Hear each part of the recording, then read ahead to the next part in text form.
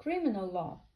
Criminal law, sometimes also really called penal law, involves the prosecution by the state of a person for an act that has been classified as a crime. The contrast with civil law, which involves private individuals and organizations seeking to resolve legal disputes.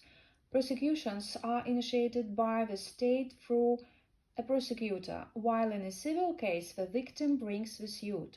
Some jurisdictions also allow private criminal prosecutions.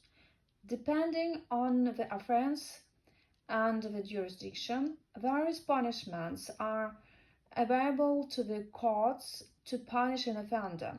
A court may sentence an offender to execution, corporal punishment, or loss of liberty, imprisonment to incarceration, suspend the sentence, impose a fine, put the offender under government supervision through parole or probation, or place them on a community service order.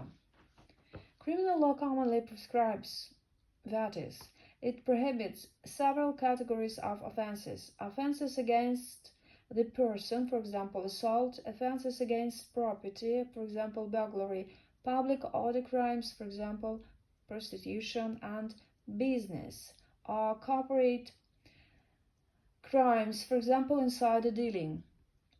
Most crimes, with the exception of strict liability crimes, such as statutory rape and certain traffic offenses, are characterized by two elements: criminal act, actus reus, and criminal intent, mens rea. To secure a conviction, prosecutors must prove that both actus reus and mens rea were present when a particular crime was committed. In criminal cases, the burden of proof is often on the prosecutor to persuade the trier, whether judge or jury, that the accused is guilty beyond a reasonable doubt of every element of the crime charged. If the prosecutor fails to prove this, a verdict of not guilty is rendered. The standard of proof contrasts with civil cases, where the claimant generally needs to show a defendant is liable on the balance of probabilities, more than 50 probable. In the USA, this is referred to as the preponderance of evidence. Some jurisdictions distinguish between felonies, more serious offenses such as rape, and misdemeanors, less serious offenses such as petty theft.